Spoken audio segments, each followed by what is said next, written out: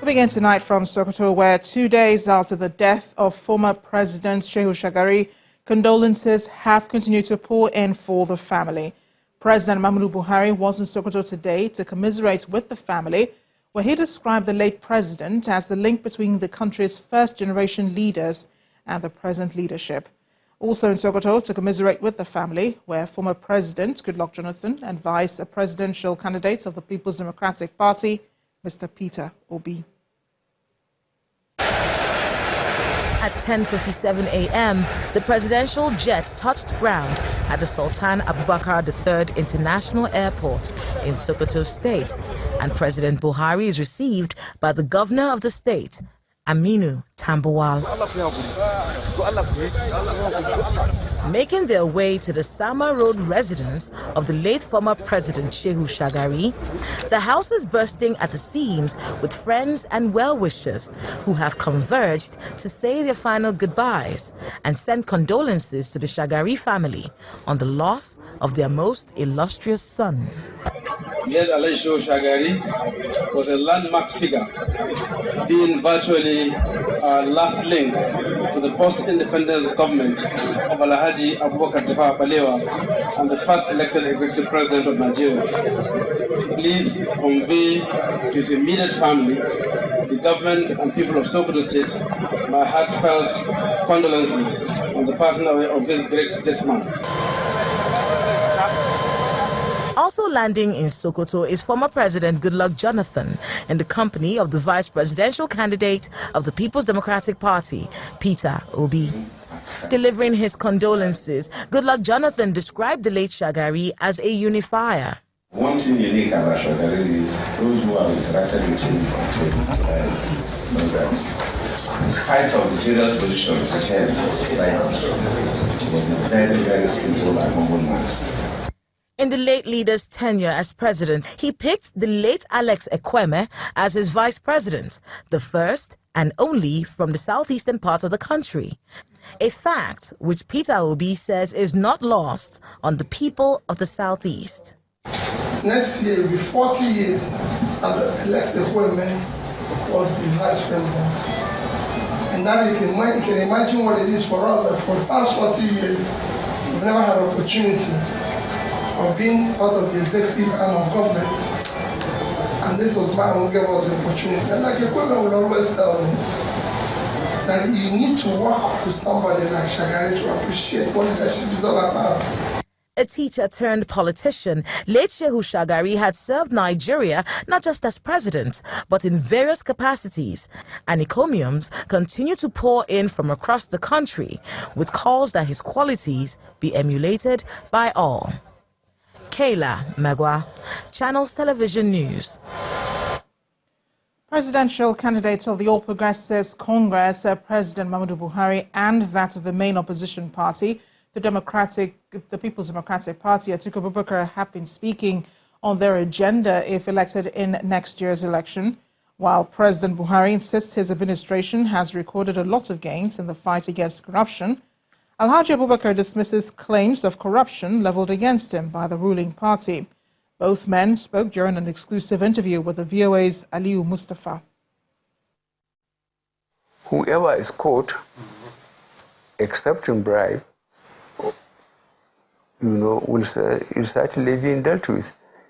So there are checks and balances, and I would like people who are making accusing of lack of progress in checking corruption to check what have these offices have done. I have challenged everybody publicly and otherwise that if you have any evidence of corruption against me, whether when I was a public officer or as a politician, feel free to go to EFCC or to go to the public or to go to the court and say it, but nobody has come.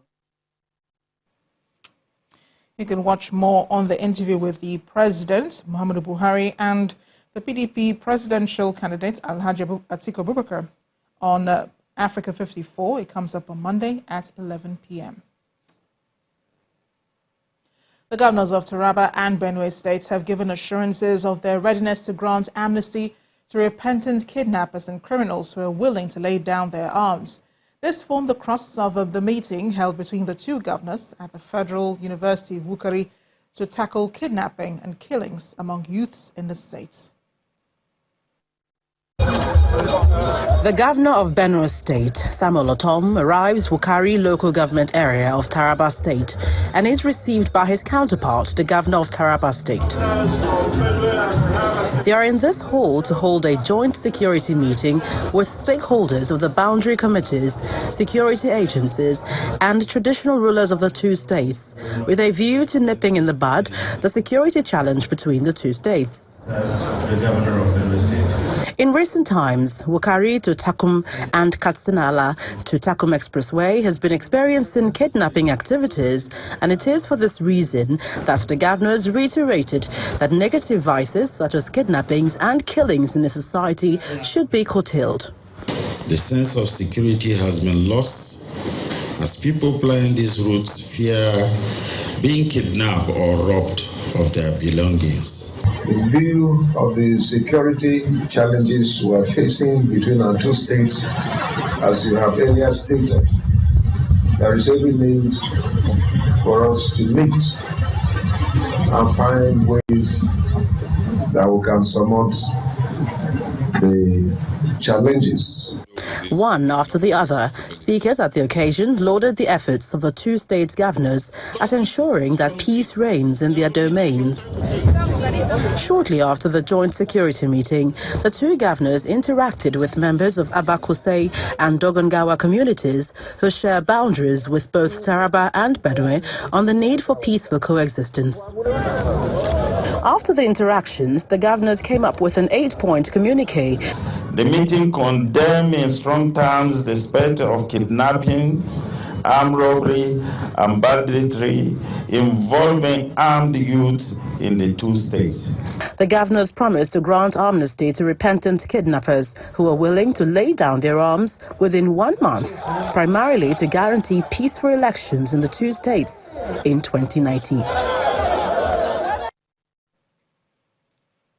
Nigeria is a country with people of diverse views and ambitions. Now, fortunately, sometimes these views are transmitted through violence, leading to death and destruction of property. In this report, our correspondent, Oluwaseun Ibare, examines various conflicts that the country has faced since independence.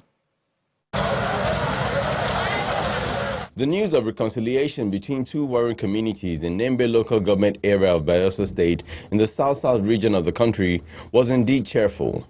Both parties have now resolved to sheathe their swords and look forward to peaceful coexistence after having been at each other's throats for 18 years. Wholeheartedly forgiving each other of all wrongs. We have come together to say no more fighting.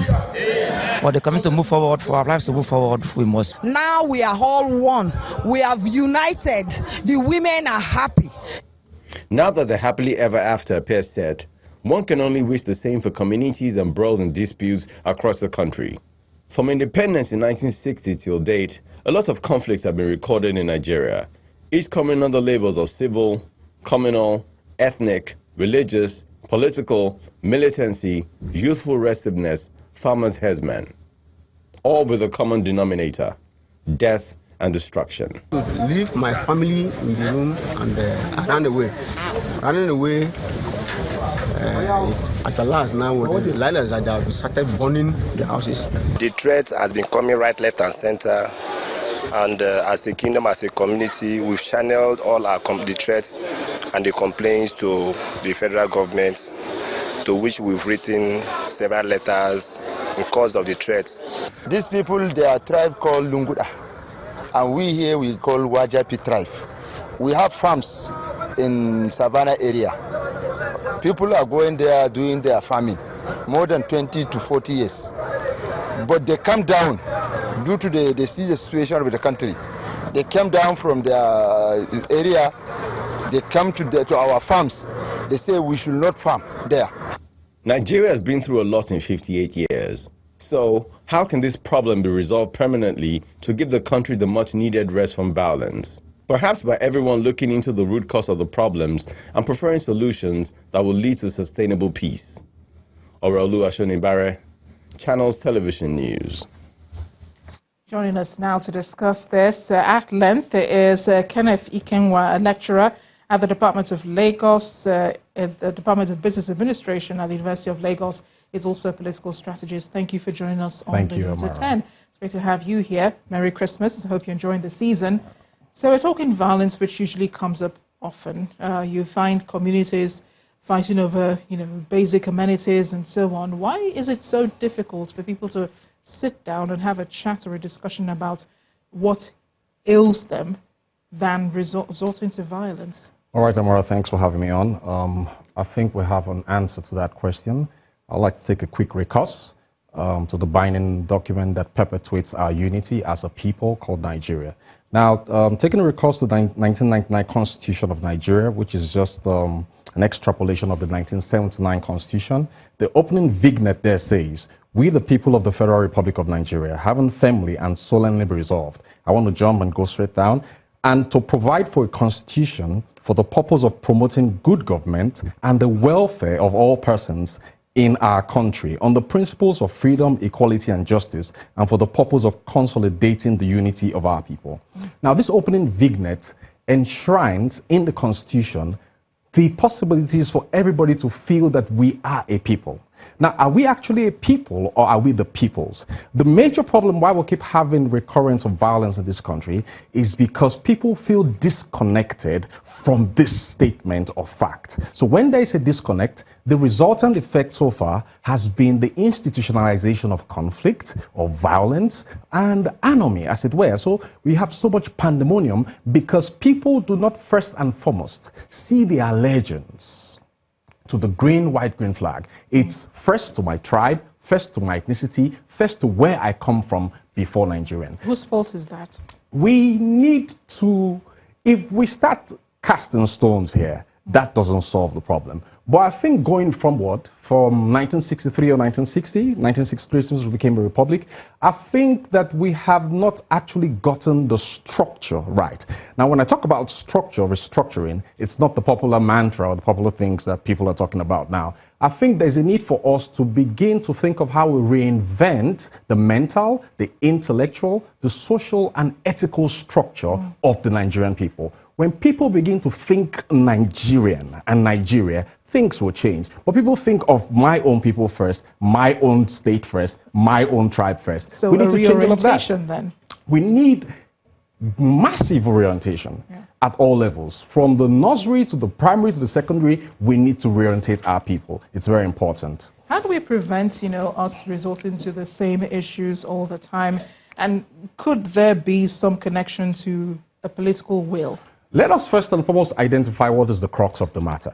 Nigeria is a bundle of resources, and there is a scramble for these resources. Now, if you build a pyramid, at the three tips of this pyramid, you have the leadership, you have the managers, those who manage the resources, and you have the public stroke civil administrative structure.